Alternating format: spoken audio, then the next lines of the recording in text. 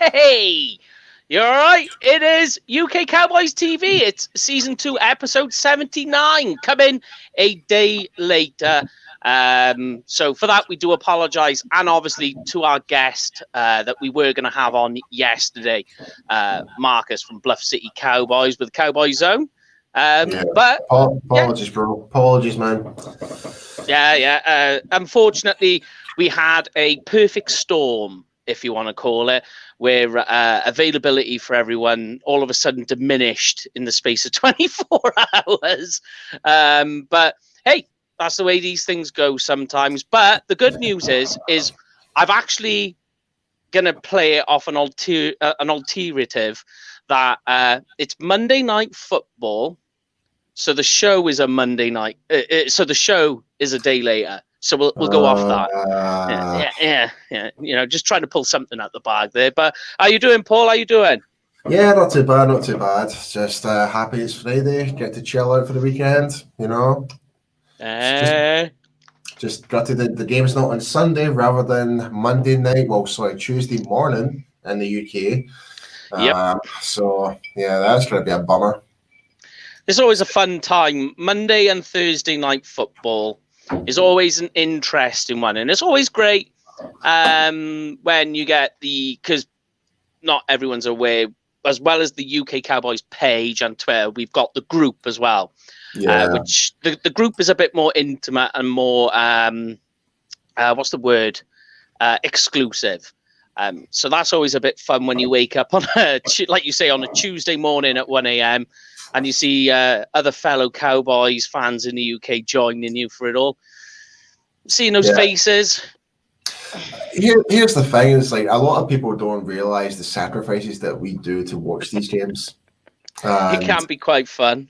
It's no wonder that we're losing more years out of our life just to watch the Dallas Cowboys, not just from the painful experience of watching the game sometimes, but from the time that we're staying up at night. So, like it was not till about like 4 o'clock in the morning, all that type of stuff, and you've got work within the next couple of hours that follow, like during that next day. It can be very drooling, needless to say. Yeah. I mean, we've done a few shows together now, but where we've been up talking at 5 o'clock in the morning, then going to work. It's always a fun time. The amount of energy drinks and caffeine and God knows what else to kind of keep us going during the day. There we go. That always helps. Sorry, I almost dropped one of my beers. There we go. That we almost ruined before we got started. Talking of tiredness. But yes, I'm trying to think as well. There was a show we did in season 1, and I think it was me, Jamie, and I think it was Brian, and we'd been up, and it was Monday Night Football, and I think we had Ken Hamlin on. No. I don't think it was Ken Hamlin. You guys had. You stayed up late for. Yeah, it was right. I can't remember who it was, and they were just like, guys, you look whacked. And we're like, we have been up for like nearly 24 hours. But here's one for you. Go on. Was it right after the draft? There was that. No, that one was with, we did the draft show, and we literally went through the next day. Then me and you was on a group call with all the super fans. The next day, day 2 of the draft. Yeah, I remember that, and that's the one where I completely lost it when we got Neville Gallimore on the draft. Which we're going to get onto. We're going to get onto that guy in a bit. But just talking though, of Monday Night Football in the UK. Now, I don't know about you. I'll ask you what your ritual is, but mine. Now, I've got a 3-year-old, and he goes to bed about 7, 8 o'clock at night, which works fine for the show. But my Monday Night Football ritual is get home from work, shower, food, spend time with the little one. He goes to bed, and then obviously I try and hit the hay, getting early. Have you got a similar ritual where you try and get an early night to get some Z hours in, or do you just go right through? I go right through, man. I'm dedicated. Like I'll stay up, play a little bit of PlayStation or whatever, a little bit of Call of Duty, whatever, a little bit of Madden. Stay up, have a bit to eat. And when it comes to midnight, that's when that's when I really hit the caffeine, right? and by the time when the game starts, I'm wired, and within, I would say, just after halftime, that's when I really do struggle to stay up. And it's like a constant battle. If the game's exciting, I'm still wired into it. But see, if it's just one of those games, is it going to be a blowout? I'll end up passing out, unfortunately. So that's the one thing I'm not looking forward to on like any Monday night football game. It's just like, it's the ability. It's like, oh crap, I don't remember half of the game. You know what I mean? Yeah, got to go back and watch it. Yeah. It is quite painful. I find Monday night football isn't as bad as Thursday night. Thursday night, I find that, I don't know why, I really struggle. I struggle for Thursday night football. I think with Thursday night football, it sets me up for the weekend. That's the way I see it. You know what I mean? I think the trouble I got is that you got Thursday night football, you got Friday to try and recover, and then you're back into Saturday with college football, and I think that's why I struggle so much. Yeah. And I'm busy making all notes. You know what I'm like when it comes to college football and writing players down and their stats and information. I lead a very sad life. Don't we all? We're in the UK. It could be depressing. Yeah. We would all rather be in Texas right now. That really is very true. But, right, let's get into the pre-game for Monday night. Yes. It's the rubbing of the hands. Yeah. So it's the next home game. It's at AT&T with the Cardinals. Get into some information and some news that we have coming out of the Star in Frisco at the moment, and some news with the Cowboys. First one is Leighton Vander Esch practicing, participating, even going into team drills. Mike McCarthy, he's doing team drills. Yeah. I don't know. I don't know if it's just me, but I find it's a wee bit too soon. I do too. Now, apparently, he is quite far along in his development in him rehabbing the collarbone repairing, which I find crazy. I always, bones take 6 weeks to heal. So unless he's got some really magical dense bones that heal quickly, God knows. Whether I think, though, he's doing team drills, but he's not going full pelt and doing, like tackling and contact. I reckon there's probably a bit of that going on. He's doing some stuff, but not completely, The only thing I would let Leighton Vander Esch do right at this very moment is get some mental reps if it's full team practice. It's him being on the sideline and actually observe what his position is doing, and ensure and doing reads for when you're doing scouting for their offense. And obviously, when it comes to Kyler Murray, that's when you really need to start scouting quite a lot and try and do a lot of reads to see what the hell is this type of quarterback going to be doing. Yeah, definitely. But here's another one that has come out, and McCarthy has spoken about today. Randy Gregory, he has been going full pelt in practice, and he's getting a lot of praise. Mike McCarthy's come out. Zeke has come out and said it's just lit a fire on the defense, and he has been lights out in practice. I know it's practice. I don't care. Honestly, I've always been I know Randy Gregory's always had his issues. I know we've always given him chance after chance after chance, but there's a reason why we're giving him these chances, because whenever he's on the field, he causes absolute chaos every single time.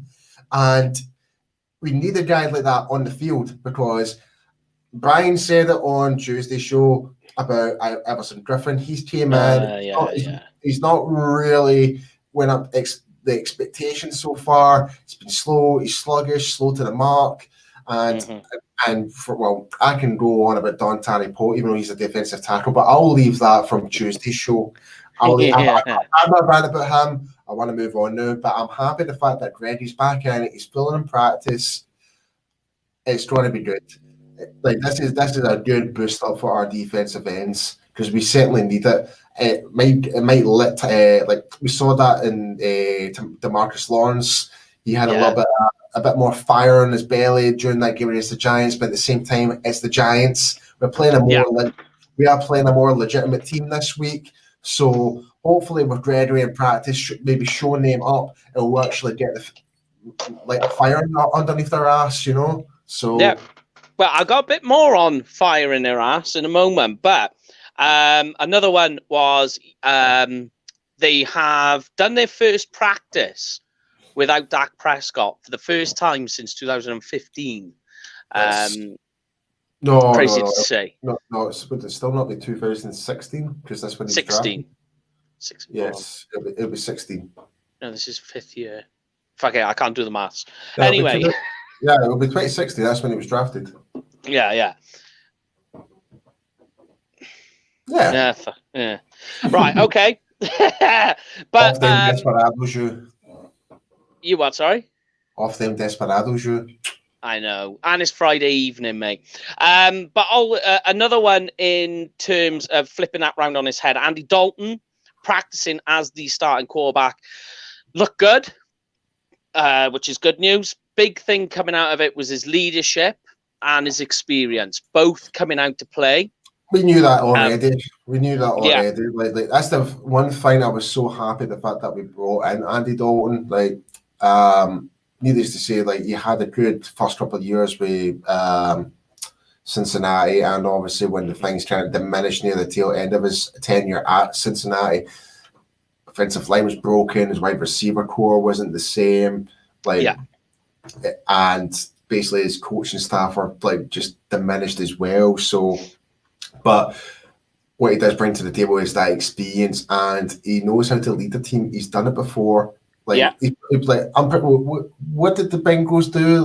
During regular season, they were 14-2 or something like that. Getting to the playoffs, I can't remember, but they had a really good record in the first 4 seasons with Andy Dalton going into the playoffs. Even though they weren't successful getting past that fast barrier, it kind of reminds us of us when we're under Jason Garrett. We just seem to never get beyond that next level every time. But But the fact is, we've got a backup who delivers all that experience and delivers that type of leadership and can win us those football games. And also, he does have the weapons that he never had before. Yeah, at Cincinnati. He's got 3-star wide receivers, right? Mm-hmm. Star running back, and Tony Pollard. Can't forget him. Yeah, Anthony Pollard and Dalton Schultz is starting to kind of really come out of his shell this season. He's proven us a lot that he's not just a run block tight end. And I mean, if I was Andy Dalton as a quarterback, it's this is going to be absolutely brilliant for him as a player. The fact that he's going to give all these options. Oh, big shout out to Italy. Yeah, it's not just the UK Cowboys show, and it's not just America's team; it's the world's team. Come stai. But I mean, we'll get on to the O-line as well. But one of the things talking about Dalton in training is, I would say he has, even with, we complain about the O-line here at with the Cowboys because what we're used to. But I would say he has a better O-line here than he did in Cincinnati. Without a shadow of a doubt, I'll say it up front, Cincinnati's O-line has always been trash. There's always been and there was a reason, and Andy Dalton was pretty much regarded as one of the most sackable quarterbacks for a long time, and that was he was on the deck a lot. He was on the deck a lot, and that was due to his O-line. They just could not block for. They could not block for anything. They could not block to save their lives, and that was a God-given fact. Right, and you would have thought with a defensive lineman like Geno Atkins at the time. I think he's still there, isn't he? You had a premier defensive tackle at the time going through your O-line, and nothing was kind of boosting up the O-line, their skill capabilities. Nah, they just remained stalemate. So, yeah.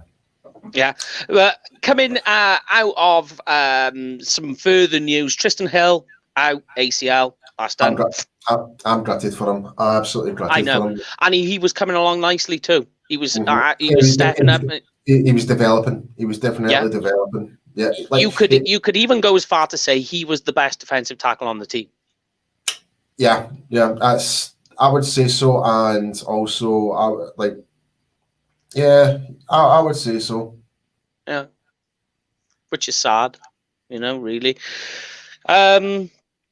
Just a quick shout out to Big Oh, Big Wheel. Wheel! Big What's Wheel in the happening, bro? house. Big Wheel is joining us. It's good to see him. Hopefully, we'll get to have a beer with him when he's back this way at some point soon. And Oh, yes, another big shout out to fellow Welshman Craig McMichael, oh, who's in the UK Cowboys Dynasty League as well. I think actually we play each other or we're playing each other this week? One of the two. Either way, everything's just so all over the place. And plus, I'm in too many fantasy leagues. I really fucked myself up this year. I'm in like 5. I think I'm in 9, 10, something like that. But there we go. Anyway, but just yeah. Boyd, you need to come up and visit me in Scotland. That's a given fact next time. All right, here we go. That's all I did to say. And also another fellow regular who joins us on the show, Lorne. It's good to see him. Good to have you all aboard. Send us your comments as well, guys. But just some further news as well. Mike Fisher, who we've had on the show this season, in season 2, he has come out. That was a brilliant episode, mind you. I was laughing so much at that episode. He was brilliant. If guys go back and watch it, if you just go to the page, you'll find the episode with Mike Fish. He came out, talked about with Anthony Brown. Said that Anthony Brown came out and said that Dak came back to the Star. They got to see him, see how he was doing, see that his spirits were high. Said it was a breath of fresh air and it lit a fire under them. So good to see that. Yeah, he also released that video statement as well. Mm-hmm. Yeah, that's right. He seems to be really in good high spirits, which is great to see. Seems to be on the mend very well. Mm-hmm. If they let me in, I know, mate. I know. They won't let us into America anyway. Not a chance. I've been waiting for over a year to try and get back in. It's still not happening. What a pain. But then just as a little bit of news for you, Cowboys versus Cardinals on Monday Night Football. It's the first time that they meet each other on Monday Night Football in 43 years. So, yeah, I just thought I'd throw that in. But right then, let's get into the Cowboys offense then, right, Paul? Now, unless you're living under a rock, I don't really need to talk about it much. Dak Prescott is out for 4 to 6 or possibly even 8 months, depending. Surgery went well, which is good news. So everything's fine and dandy there. But we do, of course, have a Mr. Andrew Dalton, the Red Rifle, taken to the helm for the first time, giving him the keys. In terms of how the offense will look, I've said it's going to slow right down. You're going to see a lot more Zeke. You're going to see some more spells with Tony Pollard coming in. What do you foresee for this offense with Mike McCarthy and Andy Dalton in comparison to when it was with Dak? What do you see straight off the bat? I think it's going to be a continuation from last week. Pass the ball. Okay. Like, don't get me wrong, Zeke's trying to get his carries. He's trying to get between 20 to 30 carries a game, without a doubt. But I can definitely see all the big major plays are going to be back in the passing game, for sure. Mm-hmm. Because, I mean, don't get me wrong, the secondary for the Cardinals are a lot better than the Giants, but there's no way they can cover 3-star receivers and Gallup and Lamb and Cooper. And not to mention when you add in like the tight end situation as well that we've got, it's like Schultz is now that extra weapon. So I think it's going to be a really hard game for their defense. And that's the thing. Like every game but the Rams game this year, we've put above 30 points every game so far. That is a great stat to have. Mm. Yeah. Well, interestingly as well, I mean, I'm going to get to the O-line, but just that Lloyd has sent this in bombs to Gallup and CD. One that I went to look at on our wide receivers. Now, we've got an issue, which I'll get to in a moment, about Amari Cooper, which will raise some eyebrows. But Michael Gallup, he is, as a deep threat, he is the 5th wide receiver in the NFL on deep balls. And of the 20 passes, this is on deep passes only, deep receptions. So 25 yard plus. So who's above him? Do you have the stats for that?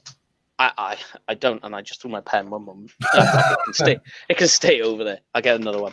I can't remember off the top of my head. I never wrote that down. I should have done. I really am curious to see who is actually rated higher than Gallup right now. I really am, because on 20 receptions of balls thrown 25 yards or more. So he's had 20 receptions, 25 yards or more. He hasn't dropped a single ball. Metcalf would be one of them. I think Metcalf is, yeah. I think Metcalf would be one of them for the Seahawks, for sure. But that's the only player I can think of. He was fifth. So it's not bad when you think of the sort of wide receivers that you're going to be standing in there. But I just thought I'd mention that as soon as Lloyd made that comment there.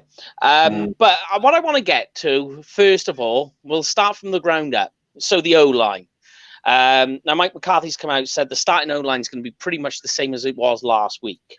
That's it. Plain, hands down. And it worked. I will say it worked. And you know what surprised me? And I'm going to let you take the reins and talk about this guy, Tyler Biadasz. I mean, he is hitting the ground running. Like, I always went off the idea that he was always going to be the starting center at some point this year. Not as early as we were expecting because of the injury with Joe Looney, but I thought he was going to take over. But he's doing great. What do you think on him so far? He's won the job. He's won the job, in my personal opinion. Yeah. Especially going forward. Like, don't get me wrong, like, during the first couple of games of the season, there was a lot of things that were really critical about Joe Looney, where he was missing blocks, missing really important reads. And we saw the major difference between him and Biadasz. And because, like, and I take this credit towards Wisconsin's program, they really drill that into their centers. Because we saw that with Travis Frederick, how he commanded his O-line. And we're now seeing that in Biadasz. Communication is key. Communication. You see the same thing with both of them. That's the word I was just about to get to. And you've seen that just way before the ball snaps. You're seeing Biadasz indicating to like Connor Williams and to Zach Martin, listen, like, blitz there, watch the linebacker, watch the way how the linemen are positioned right in front of their one front, like one tech, zero, to whatever, like, you know. So communication is very important, and it just really helps them understand what their role is. Do we need to double team this guy? Do we not? It's all those wee small things just take that big difference, but especially when it comes to the run game, especially if you're run blocking, and also when it comes to the pass protection. Like, it doesn't matter if you're blocking or you're or stopping a defensive end or a defensive tackle coming towards you. It does not matter. Yeah. I totally agree. That communication is key, and especially, and the other thing as well, it really depends on the strength side of your offense. Like, the offensive line need to know what way they're dictating where they're going, if they're shifting left or shifting right, and you're seeing that with Biadasz right now. Definitely, yeah, I'm with you. And when I'm watching it, you can see him, and they're making audibles, and he's right there telling his O-line exactly what their slide adjustments are supposed to be, which is good. He rises back up, stationary, he points everything out, indicates what needs to be readjusted, and gets back into place. And that is great. And it helps Andy Dalton as well, because he might miss something out, and it's helped Prescott before. Yeah. As well. But the only thing still is obviously the wee stuff. It's the rookie mistakes. It's the snap count. It's reacting to the snap count. That's the only thing still. But that does come across when you start to understand. Like, he's only been with the team for a couple of months, essentially. Yeah. But with no full training camp, no preseason to get those additional reps in, because obviously Joe Rooney was the actual starter. So he was getting all the reps because they need to run it through him. But it'll all come together. And Biadasz, like, to me, he's our starter for the future for now. Definitely, yeah. I can see him being there a while. As soon as he gets a bit more sand in his pants, the guy is going to be quite decent, you know? The injuries don't seem to have hindered him, which is what made him drop down so low in the draft. Yeah. I totally agree. Which I was quite surprised about. Like, I know people like degrade players based on injury and stuff like that, and you know, sometimes it's like we took the gamble with Jalen Smith, and don't get me wrong, like he's not been as par as this season, but overall in this whole Cowboys career, he's been good. He's been good for us. It's been a good investment. So, and I don't know about everybody else is watching right now, but yeah. But yeah, I definitely think for what we got for Bayadish in the 4th round going forward, I think that's great value for money. Oh yeah, 100%. Yeah. Moving on though, back beyond the offensive line, we have Zeke. Has yet to register a 100-yard game. He's been effective, but I mean 100-yard rushing.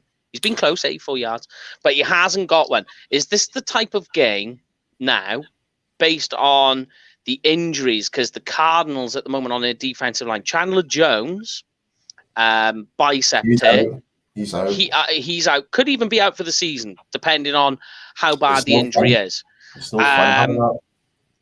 Oh God, no! Yeah, and you imagine there's very little you can do with your arm as well when it's that way. But there's a couple more injuries. I did have them written down. Pretty much they've only got one guy we would need to be afraid of on their defensive line, and based on the fact that our offensive line is kind of, it's getting there. It's been classed as being a soft, but it's slowly getting back up, bit piece by piece. Really, their only guy who, I'm trying to have a look now, who isn't injured is so they've got Hassan Reddick, and you've got Isaiah Simmons, but he's going to be playing bandit. He's going to be playing a bandit linebacker. So he's going to have to sort of drift in and out of his assignments. So really, you've got Hassan Reddick, and then the other guys, they're all injured as well. So you've got Dennis Gardeck and Kai Fitz. They're both injured. They haven't practiced this week yet. So I think the offensive line is going to do well, and I do think the Zeke could break 100 yards on the ground. What do you think? To be honest, as long as I think the yardage thing doesn't really make sense as long as he puts points on the board. End of the day, that's the main thing. Yeah, like I'll be more than happy if Zeke gets over 100 yards, whether or not, then that means the offensive line are doing their job properly. And but don't get me wrong, like the front seven of that Cardinals defense are still pretty good. Like I think they're rated 9th overall in sacks, and in terms of points allowed in the game, they're number 5. Like so, they don't let many points go past them. So this is going to be a tough team to break down. No mistake. So yeah, agree. But here's an interesting one for you, right? Now we're going to get to the slow start situation in a moment, and that's how we'll finish the offensive side off. But Andy Dalton, so far in his career, has 25 game-winning drives, believe it or not. Says a lot about the Bengals team, mind, yeah. But here's one for you. Big Wheel just sent in. He thinks Dalton may actually read the defenses better than Dak, yes or no? Now, I know what he's getting at. That's not a slight on Dak. He's not trying to say Dalton, but I know where he's going. He's saying, look, he's got the experience. He worked in an offense where he had to read the defenses so well because he knew that his only guy was AJ Green, and he had an offensive line that was as useful as a soggy paper bag. What do you think? I mean, you had Tyler Eifert for a wee while. Yeah, sure, of course. You had Marvin Jones briefly, but it's not the same. It's not the same level what we've got right now. I mean, but in a way, I do tend to agree what Lloyd is saying. I do tend to agree. Like I can see where he's going. But I think it's because you've had such a bad offensive line, you need to make these extra reads because you need to figure out other ways to get the ball moving across those across the first yard, the first down marker. Yep. So, I mean, where since Dax came into the Cowboys, he's always had a good, decent weapon, whether it be Dez or Zeke or Cooper, whatever. Like, I think it's pretty much that one season we never really had a good, well, half a season we never really had a good, decent receiver, like first choice receiver. Yeah. But since then, it's like, but with Dalton, he's always like managed to bring, like, somehow come through with with so little. So in a way, so that's why I tend to agree. So I mean, like the only issue I would say about Dalton is I can always remember from watching other podcasts around the NFL, and they talk about the Dalton scale. Have you ever heard of that? And they always say that Andy Dalton's always literally he's your 16th quarterback in the league, like bang on, right in the middle, no more, no less. If the rest of his team play better, then he goes up. If the rest of his team plays bad, he goes down. He's that quarterback, which I think is quite a good analogy in that sense. Yeah, it's like the player suits to the team rather than the player suit to the quarterback. Yeah, it's kind of being that half truck, half trailer sort of player, you know. Yeah, I mean, that's the thing. I would rather have a quarterback that fits to the team rather than a team that fits to a quarterback, because that means you need to change everything up. Yeah, definitely.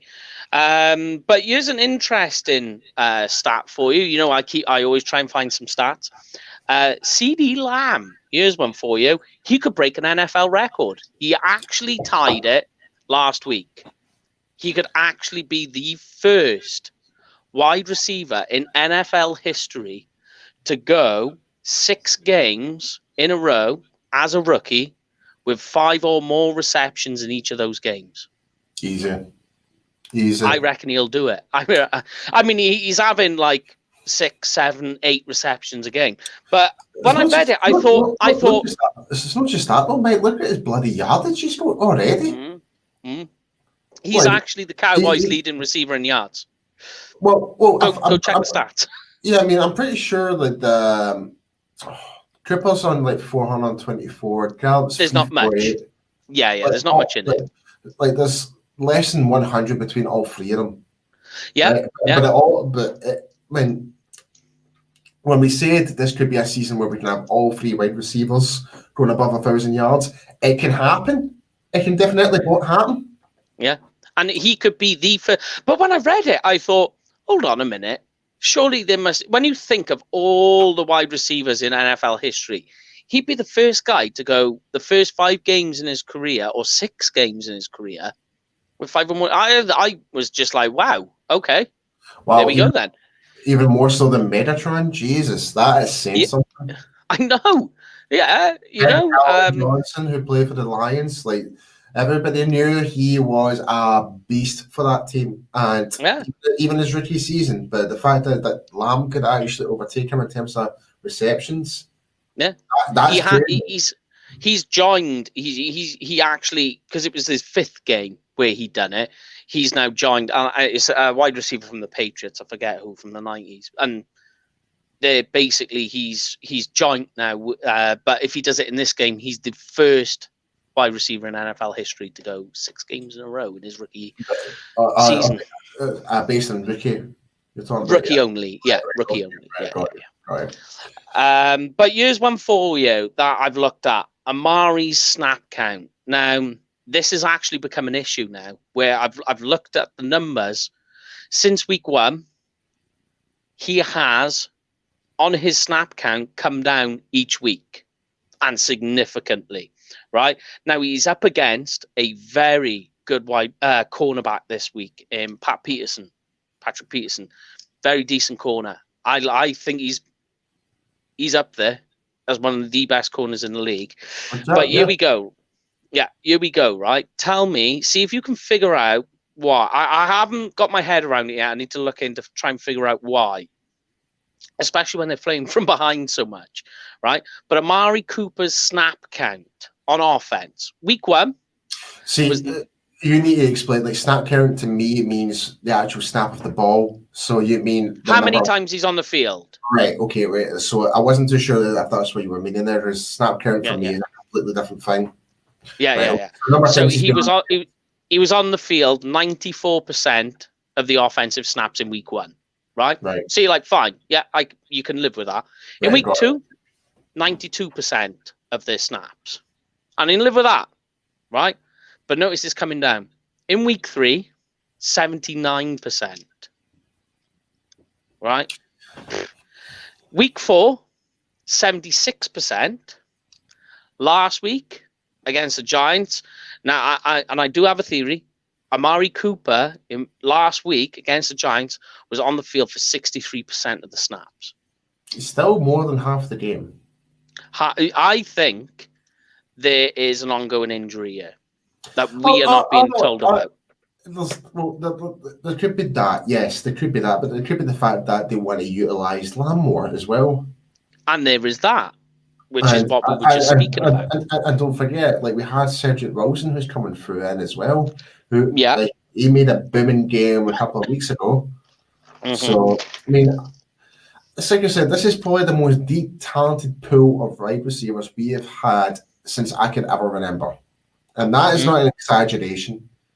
And this is why we are ranked number 1 offense in terms of yards, and that's for a reason. It's because we've got these players, and when it kind of goes back to like sort of Dak and Dalton and stuff like that, I'm not that particularly worried because I still think they're still going to produce in the field because Dalton is a bit of a ground slinger. It really is. Yeah, he is. It would really complement our wide receivers quite a lot. Like he's not as mobile as that to run the ball in case the puck. Oh, definitely not. That's the only thing. We did actually get a wee glimpse of that in the game that he did come on with those two, like with the 2 passes to Gallup. You had to run outside to the sideline to throw those passes to Gallup, and that eventually won us the game. But in general, when you compare them in terms of athleticism, Dak's more athletic. But in terms of like who's got the more deep arm ball, then obviously it's Dalton, obviously, but for our wide receivers, I have no worries whatsoever when it comes to our offense at all. My only main concern still is obviously just protect Dalton, make sure he can get the ball off. Yeah, I mean, McCarthy has made a comment this week. He said that he was not worried whatsoever in any way about Dalton's preparation for this game. What he is worried about, he's a pro. He's got the experience. What he is worried about, which is something I kind of maybe read too in depth with, is he said he's more worried about Ben DiNucci, who he has named as the number 2 quarterback, by the way. So the recent addition that they had from the Browns practice squad, Garrett Gilbert, he's going to be pretty much the 3rd quarterback. Yeah, he's going to be, Yeah, so it is DiNucci. He's more worried about him. Now, he's saying that. I get why. Belt and braces. You know, you want to make sure that if you're starting quarterback, who was your backup, if he goes down, you want to make sure that the backup's ready to go. But I also think that he's a little concerned about the O-line. Yeah. Is what I've taken from that. But I've got a little one for you, right? A little bit of trivia. And let's see if anybody watching can get this. And then we'll move on to the defense. Yeah, get your comments in, guys. Get your comments in, man. Yeah. We've had a nice influx. We'll get through them all bit by bit. But, right, here's one for you. Now, the Cowboys in this millennium, in 2000, have beaten the Cardinals 6 times. 6 times. Mm-hmm. Right? All 6 times have been with a different quarterback. Name all 6. Oh, we've beat them all. We have beaten them in this millennium, in the year 2000 plus. We've beaten the Cardinals 6 times, but each time has been with a different quarterback. So if Andy Dalton beats the Cardinals this week, that'll be 7 wins with 7 quarterbacks. So can you name all 6 quarterbacks that have beaten the Cardinals in 2000? Go. Prescott's one of them. That was in 2017. Yeah, okay. Romo. Yeah, okay. Kyle Orton. Mm-mm. No? Nope. Oh, okay. Yeah. Bledsoe. Bledsoe is one. That's three. Oh God, what's his name? There's one in there that will completely trip you up, man. When I seen it, I was like, I actually forgot about this guy. It's not John Kitna, is it? No. I thought that's where you were going with that. No. It's even more random. Oh God, what's his bloody name? Well, it's definitely not. What's his face? He played for Minnesota. It's not him. I'm not saying nothing. I'm not giving you no clues. Right. So how many fans? I've got three out of six. Three out of six. Right. Okay. Is it? I can't even remember his name. It's Quincy Carter. Quincy Carter's another one. Yeah. He beat them, then disappeared off to arena football. That's right. Yeah, he actually became pretty good after that. Actually, he was not bad in arena football, but I think that's because arena football is just a bloodbath. Yeah, man, it's the same with what's his face, Hall of Famer, quarterback for the Rams, won the Super Bowl, Kurt Warner. Warner, he was a beast at arena football. I think you just got to have that weird mindset of like, fuck it, I might die. Oh, Chad Hutchinson. Nope. No. No. Come on. Anybody know? Oh, Lloyd tried to get in, Chad Hudson. No. Come on. We've got 4 quarterbacks out of 6 that have beaten the Cardinals since the year 2000. 6 quarterbacks. So far, we got Quincy Carter, Drew Bledsoe, Romo, and Dak. There's 2 more to get. One's a bit easier than the other. 2000?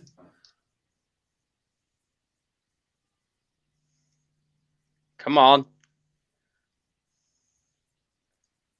Yeah, I know, Lloyd. You were just a guessing. That's fine. I'll give you a clue about one of them. Right? Go for it. And I'll only say one word. Legendary. Legendary? Mm-hmm. Oh, somebody's got it. Obviously, it'd be fucking Troy Aikman, but did he not retire early? Troy Aikman. He got it in 2000. Just in the wire. 2000? No, not Kellen Moore, Lloydie. We have somebody. Hold on. 1, 2, 3, 4, 5. Yeah, we got one who's got all 6. Do you want me to put it up and put you out your misery? Yeah, go for it. Lorne's got it. Here we go. Clint Stormer, holy crap for the Cleveland. Yeah, see? Wow. And that's why I thought of it. I did not expect that. Wow. That's why I put it up, because one of them is one of your boys. I did not expect that at all. I completely forgot he played for us. Just in case anyone who doesn't know, if you listen on the pod, it's not Whedon, Lloydie. It was Troy Aikman. Troy Aikman, Tony Romo, Quincy Carter, Drew Bledsoe, Clint Stoner, and Dak. They are the 6 quarterbacks that have beaten the Cardinals the last 6 times. So if Dalton beats them, he'll be number 7. 7 quarterbacks. Crazy shit, man. That's crazy. Yeah, but that's the way it goes. And if we beat them as well, it'll be the first time we have beaten the Cardinals at AT&T since 2005 as well. Just to add some more statistical notes in there. But let's get... Go on. You mean Cowboys Stadium? Because AT&T didn't... Cowboys State, yeah, Cowboys State at home. All right. Let's get to the defense then. Something that has been the thorn in our side all season, but against the Giants, looked a bit better. Took a step up, took a step forward. Things were gelling, getting together. One of the notable things that has come out with the defense playing a bit better, Mike Nolan, no longer in the box, on the sideline. For you being a defensive player who actually played the game, do you think that would make a difference, Paul? For me, yeah. For me, like I asked that question to the guys on Tuesday, what they thought on it, and they were kind of like they didn't really see what difference it would make, and I kind of I was taking a wee step because for me, like the more communication I've got on that sideline to correct me on my mistakes, the better. And that was exactly what I was going to come to. Doesn't matter about any of it. It's the face-to-face communication. Yeah, like if key. I would rather have some coach ramming and screaming at me to say what the F was I doing there? Get my head. What did you see? What did I see? Get my shit together and fix it. Like that's the type of motivation I need. Like because it's like don't overcomplicate it. Just do your job. Like I keep going back to the whole Bill Belichick motto. And it's so true though. It does work. It does work. It's so true. Fundamental when it comes to playing the game. And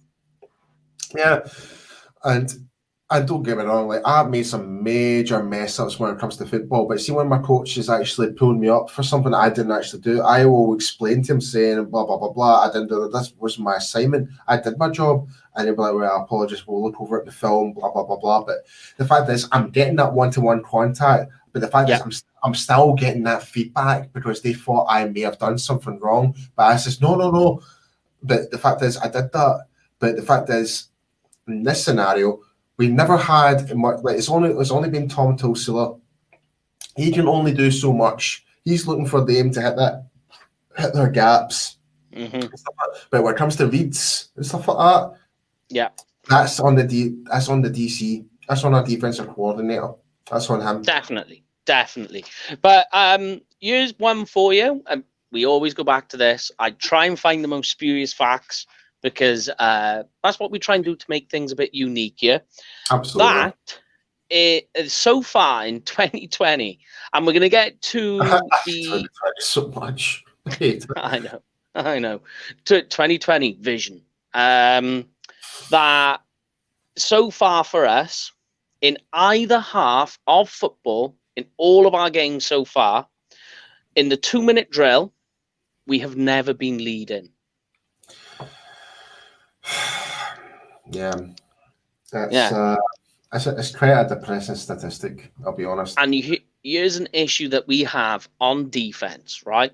First of all, Larry Fitzgerald is very close to breaking an NFL record, only because he's been in the league for like 70 years. But is he going to be the first wide receiver to walk on the field with an absolute Zimmer frame? He could be that, with a walking stick. But Larry Fitzgerald has gone 248 games in a row consecutively with a reception. Like, I don't care whatever team that you play for. It doesn't matter. Even if it's just the trash fans of the Eagles, but if you've got a player that's played that consistently, have never missed a game, like it's like R. Jason Witten. I think he's only missed like 2 games in his whole career since the Cowboys. But with like Larry Fitzgerald, you need to applaud the guy. That is just remarkable. Like, it's fire. It's fire. So he's gone 248 consecutive games with a reception. There's only one wide receiver who has more, and that's Jerry Rice. How wild is that, man? But he is a future Hall of Famer, regardless. Like, it doesn't matter. It doesn't matter. It does not matter if he's not won a Super Bowl or not. It's the fact what he's contributed to the league. That's what matters. He's brought so much fun and this is like I like Larry as a player.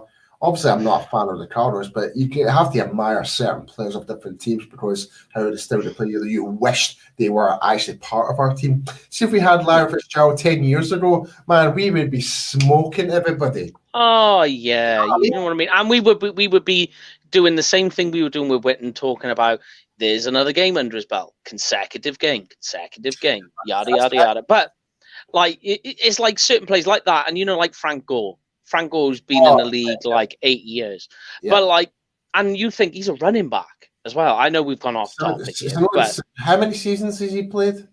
God, he's got to be 36 now. He's got to be 35, 36. Playing running back and still going. He's got to be. I'll Google it later. I'll need to check it, right? Well, while you're talking, I'll look it up, right? All right. But here's a guy who is no stranger to Dallas. This guy, in fact, came to Dallas during the draft. We actually scouted him. And that is, of course, DeAndre Hopkins. Played with Houston, so he's no stranger to the Cowboys. How do we think, Paul, that Hopkins is going to fare against our cornerbacks? Because the guy, at the moment, he's on fire. He's doing great. Hopkins, I still can't believe the text. Well, actually, I can believe What a weird trade. What a weird trade. Well, it's definitely cost Bill O'Brien his bloody job, that's for sure. Absolute idiot. Yeah, one of the reasons why, yeah. Honest to God, man, that is going to be one of the most stupidest trades I've ever seen. I still don't get it myself. But Cardinals are laughing. Kyler Murray's got himself an absolute weapon. He's a weapon himself. Yes. And if I'm not worried about DeAndre Hopkins, I'm worried about Kyler Murray because of him running the ball, running out of containment. I'm absolutely worried about that. And don't forget Kyler Murray, Offensive Player of the Week. So you know, we know what this guy's about. But I mean, Hopkins, do you think this is a guy that's gonna, especially when this is a defense that has allowed so far this year 12 passing touchdowns? Yeah, I'd be quite worried. I'll be honest. I'm worried. I'm always going to be worried about our defense this year. Like, don't get me wrong. Like I mentioned about, we've got Randy Gregory back. That's a bonus for the front four. That puts more pressure when it comes to the pass rush and stuff like that. And that will And the problem is when you force Kyler Murray out of the containment, that's when he becomes dangerous because of his running ability. And needless to say, when it comes to the rest of our defense, we've been very slow to the mark. We really have. And I'm just worried about that. I don't know, man. I really don't know. I think the thing with DeAndre Hopkins is I think it's just his efficiency as a route runner. Yeah, and when you think you've got a rookie cornerback, Chidobe we're still waiting on. Like apparently he's very close. But this is the sort of game where we could do with a guy like Chidobe because of, the likes of Hopkins. We do have Anthony Brown, who last week looked fine. He looked okay. As I said, last week, that Brown is an average corner. But on a defense that's playing below average, an average player elevates your team, which is weird to say. In terms of Anthony Brown, though, do you think this is going to be another game where we're going to see him making a play on the ball like he did? I don't know, man. Look, I'm just crossing my fingers. I really am. Yeah. Right. I'm not so much worried about Kyler Murray passing the ball as such. I'm more worried when he runs the ball when it's all chaos. He does go for it too. He's very quick. That's my biggest worry about this whole game. Like don't get me wrong, he's got Christian Kirk as well. Christian Kirk is a good wide receiver. Sorry, but he's a good wide receiver as well. You're talking to a Texas A&M fan. I know. Captain Kirk. And we cannot forget about him. We can't forget him. And I couldn't tell you who the tight end is, but Daniels. Wow. Darrell Daniels. He hasn't done. I think he's on about 90 yards for the year. But you got to remember. That this is an air raid offense, so they're not really going to utilize their tight ends all that much. Yeah, in terms of their running game, they've got Kenyon Drake, but they just kind of more or less use him as a what's the right word? Not a dummy, but a decoy in a way. I see where you're going. Yeah. Like for play, like more of our play action, the fake handoffs, stuff like that. That's one, and this is the problem that we've had is the reading as a defense in general. Our reading ability has been absolutely shocking this year.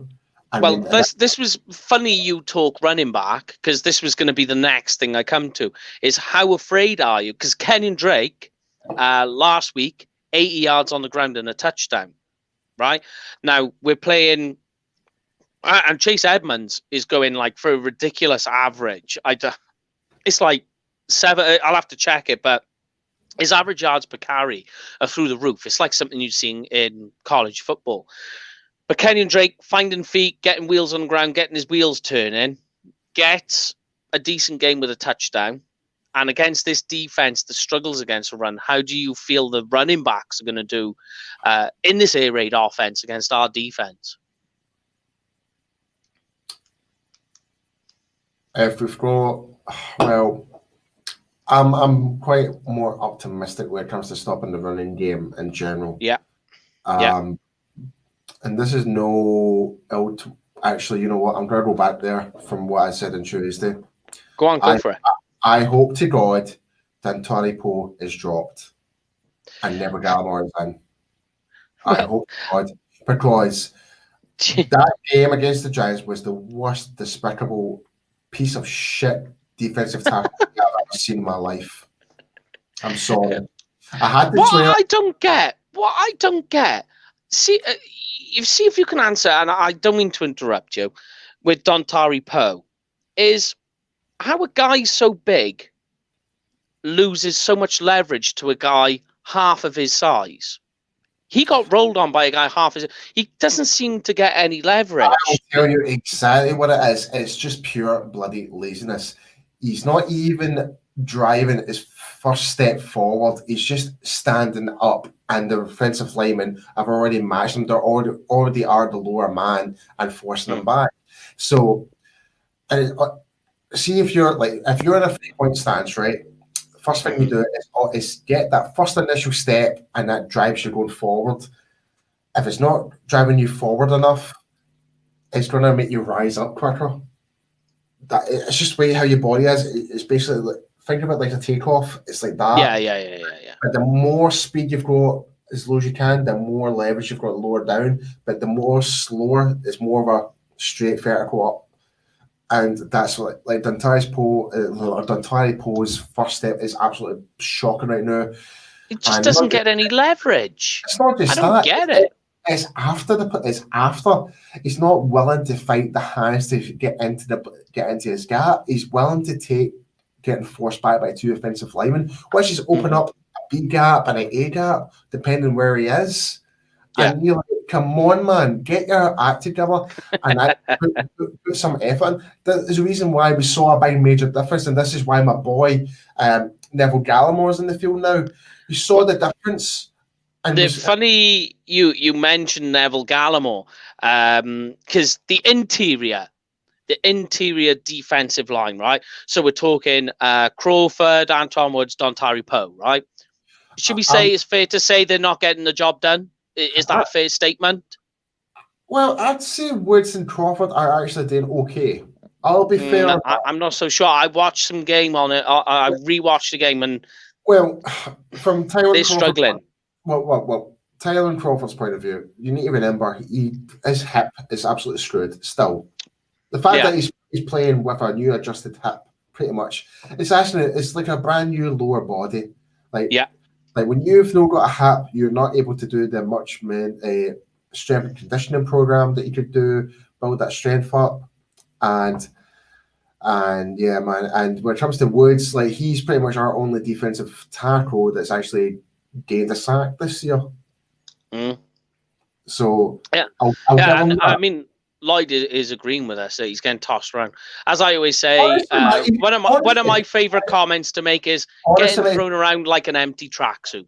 Honestly, if it was me right now, if I was that defensive lineman coach, I would cut him instantly. I'm sorry, but I was just that outraged with down to hustle.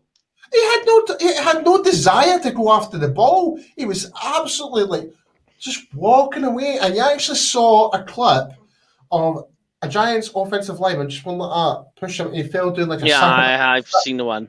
Yeah. And this was in the backfield. You're like, come on. But there's also video clips. I'll tag you in it later right?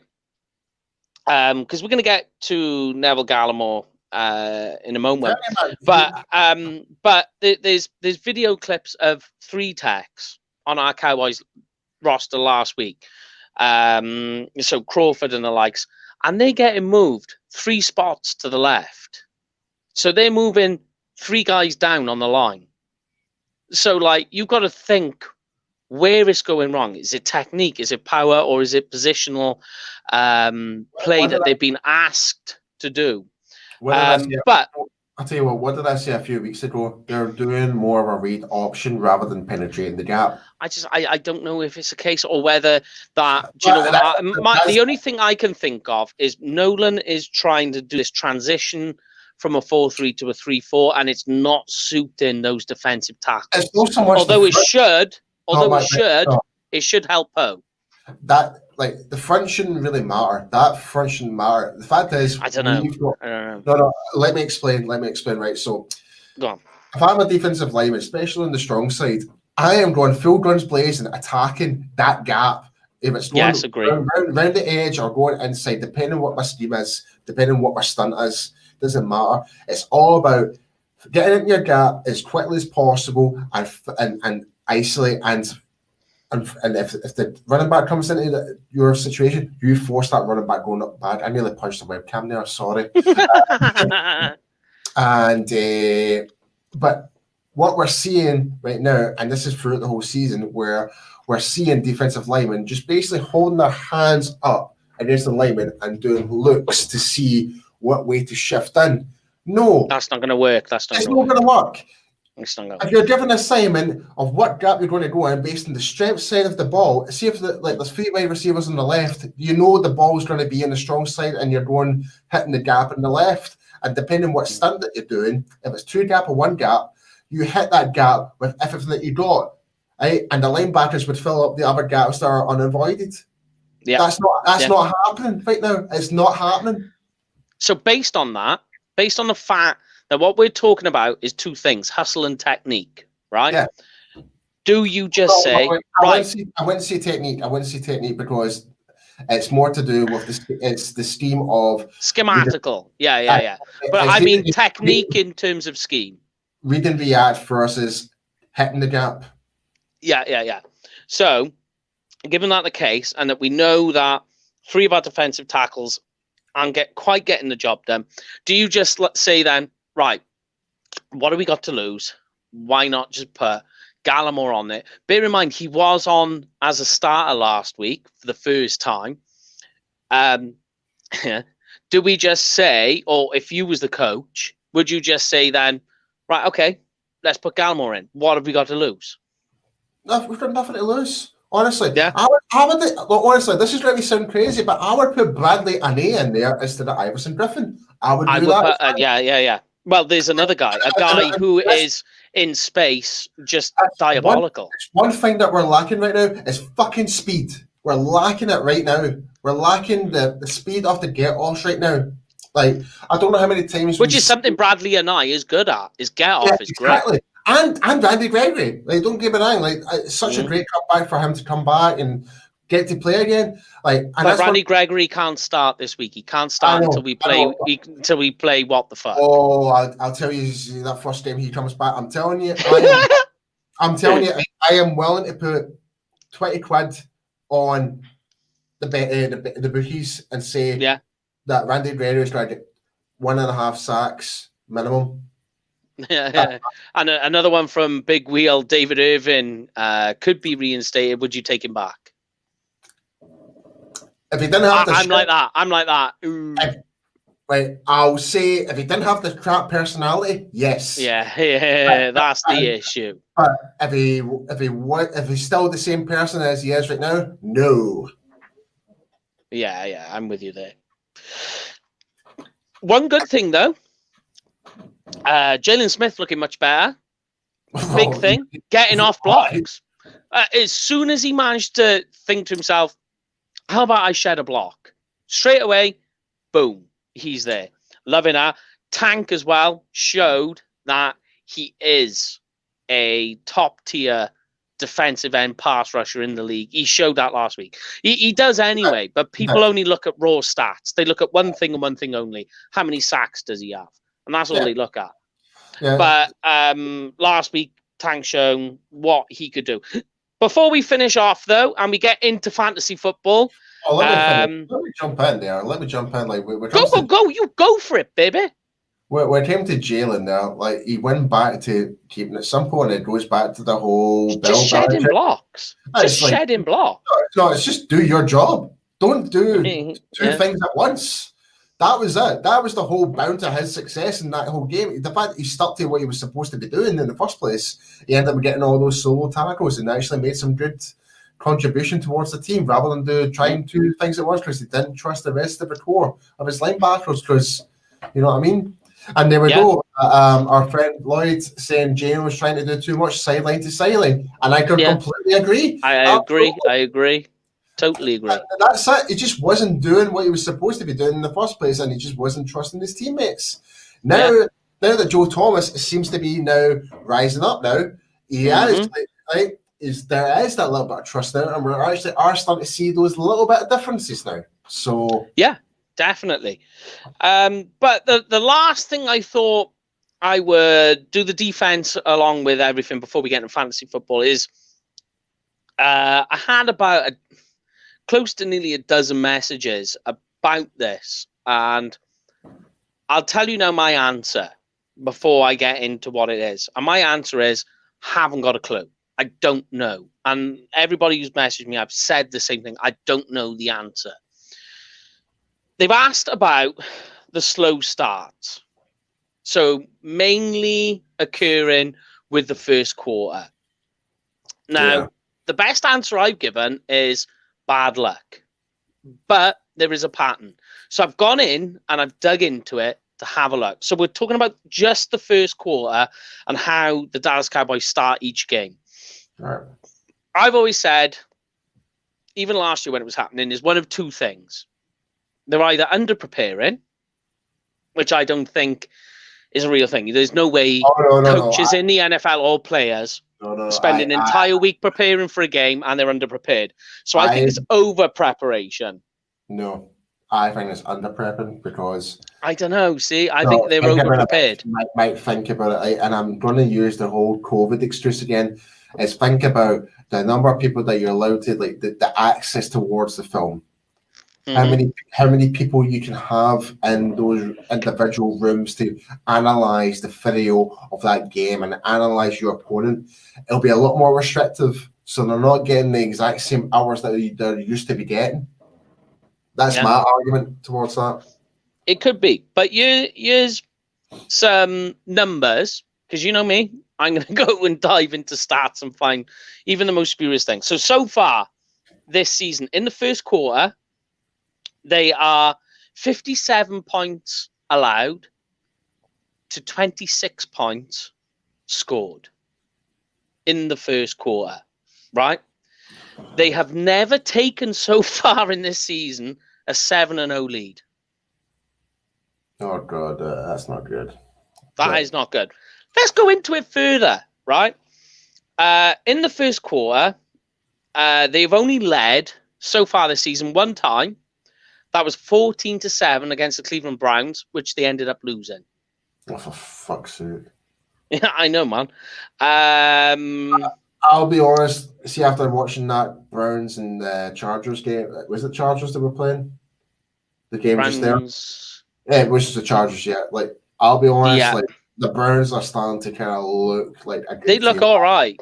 They don't look bad. That is the most craziest thing to say, but I don't feel as bad the fact that we lost them. I think it's because it's the Cleveland Browns as in our name, I know. But they are playing some really good football right now, and I'm actually quite jealous what they're doing right now. They got momentum, is what they've got right now, and we all know that any NFL team that's winning, you take that into the next game. Well, not just the NFL, any game. You win a game, you take that into the next game with you. After when they won against us, absolutely, they'd be over the bloody moon. And I think before us. Yeah. You know what I mean? But here's another one. The Cowboys' defense has only forced one turnover in the first quarter. And that was week 2. That was week 2 against the Seahawks with DK Metcalf.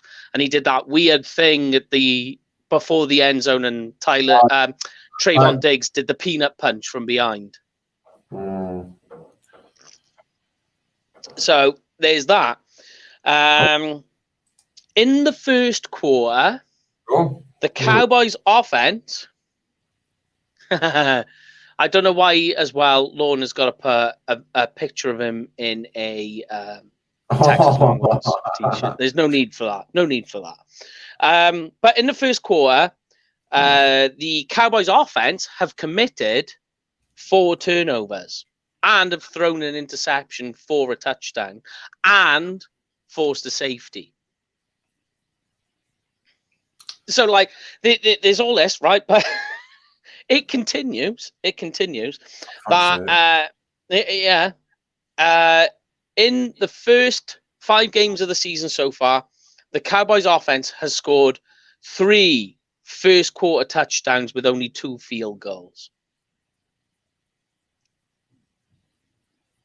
So people have been asking me why the slow start, why does it happen? And my answer is everything that I look at when I look at all of that is just that I don't know. They're not doing anything wrong. It just seems to be a case of the offense causes some turnovers in the first quarter. Yeah. The defense doesn't stop or doesn't get any turnovers. And also that when we're causing turnovers on the offense, the opposition are turning that into scoring plays. So here's my perspective for it. I think offensively, there's been individual mistakes, but we still are trying to play smash mouth football to a certain extent. We are trying to put points on the board as quickly as we can in terms of throwing the ball and running the ball to seek and stuff like that. But we're trying, and this is where my whole criticism goes towards the defense. We're just so slow off the ball. We're actually killing the momentum. That's what I'm seeing. And this is why I bring it up is when you saying about go on, sorry. But that's having now a knock-on effect in our offense because we're trying to play pace to pace, because as a team effort. If our defense is acting slow, it's going to affect our mentality of our offense where it goes back to when they go back on the field again. It's just as simple as that. And the only reason that I bring it up is when, like you say, is it causes the momentum issues. And like Big Wheel is just saying there, that it's a point that we're bringing up that we're forcing these slow starts early in the game and getting buried early. And then we're having to play catch up. And that was really why I brought it up, because I was getting so many messages about it. It is a very weird one. And I just think some of it is I'm not sure, either over or under preparation, and tie in with that as well a bit of bad luck, because when you look at the turnovers, they've just been silly things like Zeke running and getting a bit of a fumble, the ball gets knocked out, away you go. And this is from a guy that doesn't really fumble that much. But if you were to put our team in a nutshell, if you were to nickname our team this year, it'd be 2020. Yeah, the 2020 vision. That's what I'm saying now. But let's get into the fun part of it all then. Fantasy football to end everything up. Yeah, guys, get your predictions in for fantasy football. I want to hear your guys' thoughts on it, on our offense and our defense. Yes. So, as you know, we do at the end of each show, we do a little bit of fantasy fun. So the way we do this, right? I got to remember because I'm half cut here. So I'm going to give you the fantasy points, and you say if you think it's going to be less, it's oh boy. If you think it's going to be that or more, it's boy oh boy. All right. So boy oh boy is lower, higher, the same or more. Yeah. All right. Boy oh boy. Right. Okay. So, Andy Dalton is predicted by NFL.com. So that's where we get all these predictive scores. Andy Dalton is going to score 19 fantasy points. Is that oh boy or boy oh boy? Boy oh boy. Boy oh boy. Come on, elaborate. I'll reckon it'll be between 23 to 25 points. So you're thinking like a 300-yard game, 3 touchdowns, maybe an interception thrown in there? I think it'll be about like a 250, 270-yard game with a few like red zone passes to wide receivers and tight ends, and the rest of the game will be handed off to Zeke. Okay. So I think I know where this is going to go. Kyler Murray. All right. Kyler Murray. Yeah. Okay, he's going oh boy. All right, yeah. Okay. Kyler Murray. Oh, so boy's lower. Lower, less. Oh boy. Lloyd, what points do you think he's going to be lower? And I'm really curious to know. Yeah, we'll wait for him to comment back in. But Kyler Murray, right? So oh boy is less. Yeah. Oh boy is more. Kyler Murray, 22 fantasy points. Is that boy oh boy? Boy oh boy or oh boy? I'm going to say this, but I'm going to say boy oh boy. Boy oh boy. Yeah. Okay. Yeah, what are you going with then? Do you think it's just going to be down to rushing yards? No, well, yeah, Kyler and his rushing yards, yeah. It's just going to be so hard to contain and control, and Kyler Murray is just an unpredictable little midget on the football field. Very true. But in both those statements, unpredictable and midget. That's the thing, though. It's a smaller target. That's the problem. Yeah. It's harder to hit. Yeah. Okay. So Zeke. All right then. Zeke, 18 points. 18 fantasy points. Oh boy, or boy oh boy. I think that's bang on the buck. So that would be a boy oh boy. Yeah, I think that's spot on. I'll be honest, I think that's a good prediction. All right. You could say boy oh boy. It just really depends on the scenario. If we're in red zone, I think boy oh boy for Zeke. Yeah. But I don't see it being oh boy. I don't see it being lower. Yeah. Okay. Containment problem with Murray. Yeah, I totally agree, Lloyd. Completely agree with you. Amari Cooper, right? Based on what we spoke about earlier with his snap counts coming down each week, which I think is down to a hidden injury. Coop, 16 fantasy points. Oh boy, or boy oh boy. Oh boy. Ooh, go on and hit me with it. Not by much, though. Not by much. Ooh, look at this one. He's at. We've got Lloyd Wheeler, Big Wheel on less than 18 fantasy points on with an oh boy on Zeke. All right then. DeAndre Hopkins, the nuke, he is predicted to score 17 fantasy points. So, oh boy, which is less, or boy, oh boy, which is more? Again, I think that's fairly reasonable. I would say like it's for a wide receiver. That's bang on the buck. Okay. Well, here we go then, because Big Wheel's making a comment that Cooper's an oh boy, so he's going to score less. Yeah. CD Lamb is apparently going to get more touches. So we'll base this on. We are basing this on a half-point PPR, so more receptions give you more points. Big Wheel saying he's going to get more touches, but CD Lamb is due to score 15 fantasy points. Oh boy, or boy oh boy? Boy oh boy. Go on, give me a prediction. What's going to be his point score, yards, touchdowns, all the rest of it? Hit me with it.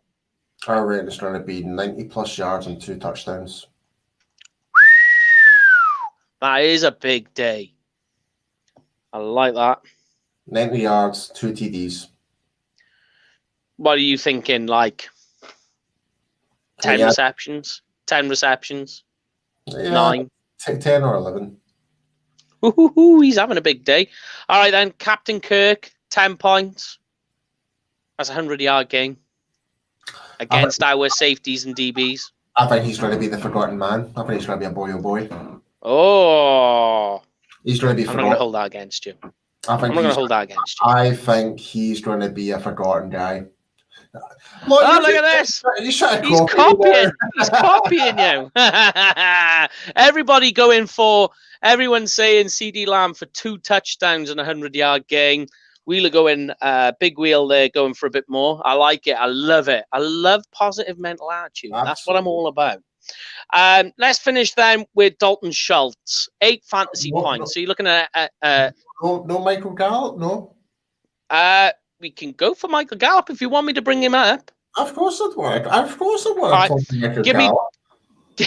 Give me Dalton Schultz first then. 8 fantasy points. So that's an 80-yard game, or maybe a short touchdown. Oh boy.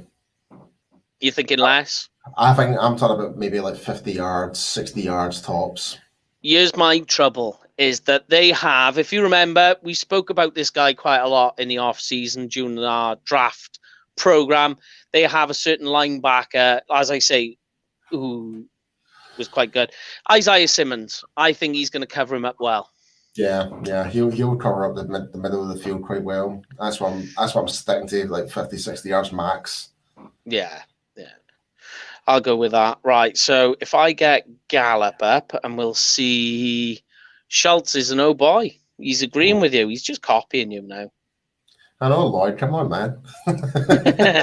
So Gallup is due to score 11 fantasy points. I think that's pretty bang on. Yeah, no, that's bang I'm going oh boy with Gallup. Boy, oh boy. Yeah, definitely for Gallup. Yeah. Right, we'll see what we get from all of that then. But yes, all right then. We'll see what we get.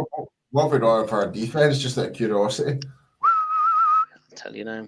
I don't think it's very high, because I know I was looking at defenses, because I've got the Colts defense, and obviously they've gone into lockdown because of old Rona. They're due to score 6 fantasy points. See, if we even get 6 points, I'd be quite happy with that. That would be pretty good against this offense. Offense. If we can actually get away with 6 points against a team that can put points on the board. Yeah, with the weapons they've got. Yeah. That would have to be purely based down to not stopping them scoring, but turnovers and the rest of it, really. Yeah, turnovers would actually help us in this game. Like, that would actually bring us up to 6 points. We'd definitely be in a negative if we didn't have any sacks or anything like that. We'd definitely be in a negative for sure. Yeah. So there we go then. That is the pre-season pre-game for the Cardinals on Monday Night Football for Week 6. That is us wrapped up. We will speak to you in the post-game show, which will be on the same day for us as the game is played. So that's coming out Tuesday. Some tired faces. Have a laugh at us all, trying to act like we're not tired. But we will be here. We got everybody else is going as well. Don't blame me, man. Yeah.